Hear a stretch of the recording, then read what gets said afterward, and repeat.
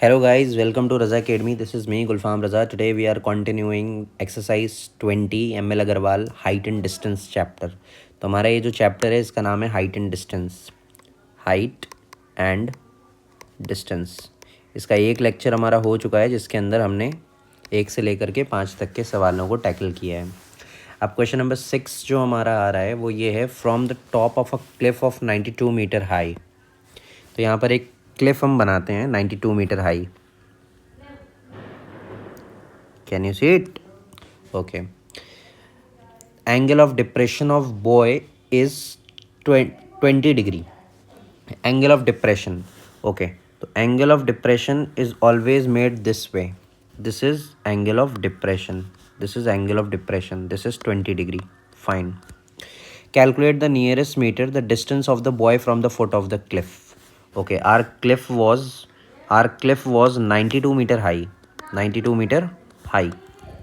And let's assume that the distance between the foot of the cliff and the boy be x kilometers. Now we have to apply our algorithm. As such, यहाँ पे जो 20 degree angle of depression दिख रहा है यही angle of elevation हो जाएगा. तो ये एंगल एक्चुअल में ट्रिग्नोमेट्रिक रेशियोज़ में हमको देखने को नहीं मिलते हैं, मगर हम क्या करते हैं कि हमारी किताब के पीछे हमको, या फिर जब हम एग्ज़ाम देंगे तो हमें पीछे एक लॉग टेबल मिलेगा. वहाँ पर हम 10, 20 या फिर 30 या फिर 30 की तो ऑब्वियसली हमको वैल्यू टेबल से मिल जाएगी. जो भी 21 हो, 22 डिग्रीज़ हो, ऐसे कोई भी एंगल्स होंगे उसकी हमें लॉग टेबल से वैल्यू मिल जाएगी. हमें अपना सेम तरीके से एल्गोरिदम लगाना है. यहाँ पर हमें tan थीटा लिखना है. tan थीटा कितना होता है? परपेंडिकुलर अपॉन बेस होता है. अब tan एंगल हमको ऑलरेडी 20 डिग्री दे रखा है, तो यहाँ पे tan 20 डिग्री हम लगा देंगे. tan 20 डिग्री लगा दिया हमने. और परपेंडिकुलर, लेट्स एज्यूम कि इसका नाम A है और इसका नाम B है और इसका नाम C है. तो परपेंडिकुलर अपॉन बेस, तो परपेंडिकुलर हमारा AB हो जाएगा और बेस हमारा BC हो जाएगा. अब हम वैल्यूज़ को जब सब्स्टिट्यूट करेंगे तो हम देखेंगे tan 20 डिग्री इक्वल्स AB की जगह पर हम लिख देंगे 92 मीटर्स और BC की जगह पर हम लिखा रहने देंगे x, क्योंकि BC को हमने x मान लिया था. अब tan 20 की वैल्यू जो होती है, let me calculate it.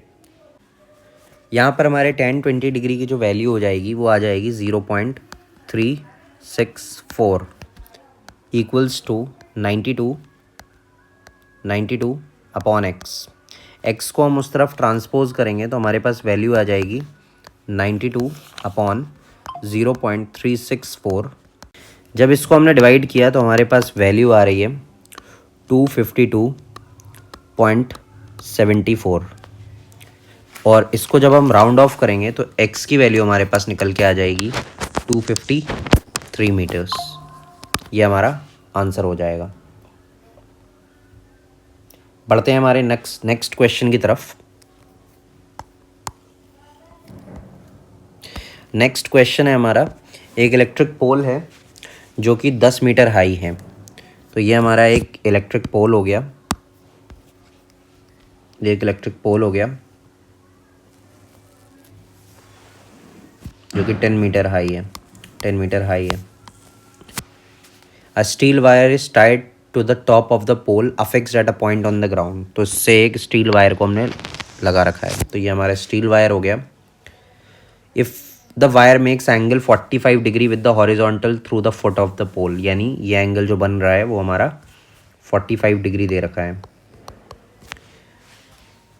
Find the length of the wire, यानी कि हमको क्या निकालना है? वायर की लेंथ निकालनी है. क्योंकि वायर यहाँ से टाइड है तो ये वायर की लेंथ हम मान लेते हैं x होगी.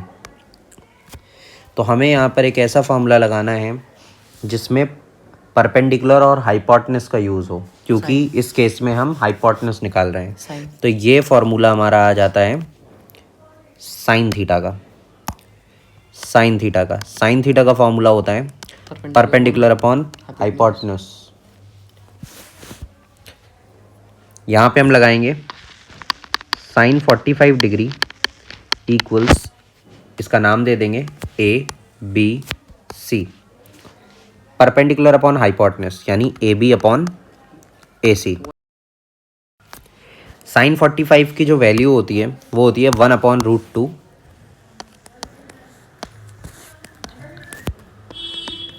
ए बी की जगह पर हम x लिख देंगे और ए सी की जगह पर हम लिख देंगे, ए बी की जगह पर माफ़ कीजिएगा हम लिख देंगे 10 और ए सी की जगह पर हम लिख देंगे x।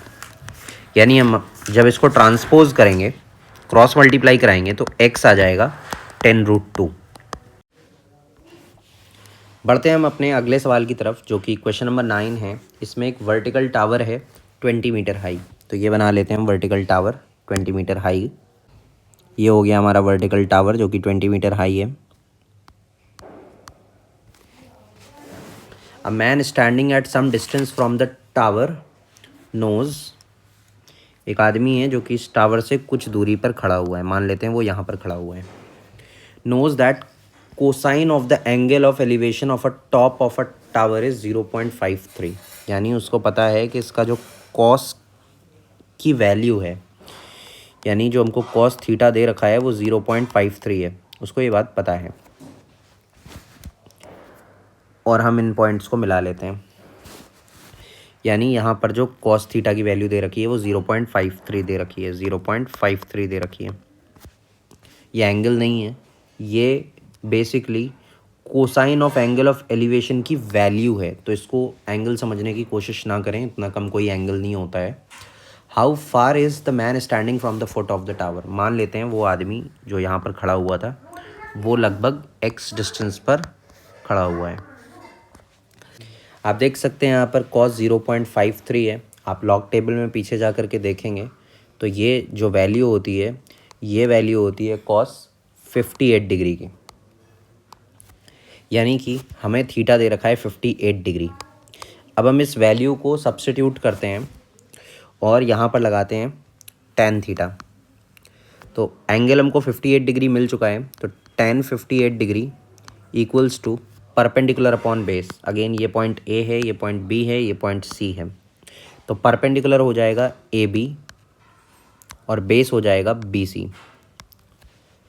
tan 58 की जो वैल्यू होती है वो हमें देखनी पड़ेगी। उससे पहले हम AB की वैल्यू लगाते हैं 20 और BC की वैल्यू हम लगा देते हैं, BC की वैल्यू हम लगा देते हैं x, और tan 58 डिग्री की वैल्यू आ रही है 1.600। अब यहाँ पर हम अगर x का इसके साथ मल्टीप्लाई कराते हैं तो ये आ जाएगी, क्रॉस मल्टीप्लाई कराते हैं तो 20/1.600 आ जाएगी। अब इसको जब हम डिवाइड कराएंगे तो हमारे पास वैल्यू आ जाएगी 20 डिवाइडेड बाय 1.600, हमारे पास वैल्यू आ जाएगी 12.5। x की वैल्यू आ गई है 12.5 मीटर्स, और जो हमारा आंसर है। हम बढ़ते हैं अपने अगले सवाल की तरफ। एक ऑब्जर्वर है जो कि 1.5 मीटर टॉल है। तो मान लेते हैं कि हमारा ऑब्जर्वर ये खड़ा हुआ है 1.5 मीटर टॉल। ये हमारा ऑब्जर्वर है 1.5 मीटर टॉल। इस 20.5 metres away from a tower, यानी वो एक टावर से कुछ दूरी पर है। तो ये हमारा टावर है, कितनी दूरी पर है? 20.5 मीटर्स अवे। 20.5 मीटर्स अवे है, और टावर की जो हाइट है वो 22 मीटर है। तो यानी ये हाइट 22 मीटर्स हो गई। अब जो पॉइंट हमको सामने सामने दिख रहे हैं उनको हम मिला लेते हैं। ये पॉइंट हमारा ये मिल गया। अभी भी ये ट्राइंगल नहीं बन रहा है, तो एक काम करते हैं, हम एक हॉरिजॉन्टल बना देते हैं। Determine the angle of elevation of a top of a tower from the I of the observer. तो ये जो हमारा ऑब्जर्वर है OPQRS, हमने ये नाम दे रखे हैं। तो जो हमारा ऑब्जर्वर है, हमें इस सवाल के अंदर निकालना है एंगल ऑफ एलिवेशन, यानी ये एंगल हमको निकालना है। हम क्या करेंगे यहाँ पर, सबसे पहले ये 20.5 मीटर है तो ये लेंथ भी 20.5 मीटर हो जाएगी, और ये अगर 1.5 मीटर हाई है तो ये भी 1.5 मीटर हाई हो जाएगी। यानी बची हुई जो हाइट हमारी होगी वो होगी 22 माइनस 1.5, यानी ये हो जाएगी 20.5, यानी ये वैल्यू आ जाएगी 20.5 के पास। अब ज़रा हम यहाँ पर एंगल लगाने की कोशिश करते हैं और tan लगाते हैं। tan theta equals to perpendicular, यानी हम ट्राइंगल ले रहे हैं OSR, OSR। tan theta equals to perpendicular यानी SR अपॉन बेस यानी कि OR, और tan 45 यहाँ पर अगर हम देखें तो tan theta equals to SR हमारा 20.5 है और OR भी हमारा 20.5 है, यानी इन दोनों को अगर हम कैंसिल करेंगे तो वैल्यू आ जाएगी 1।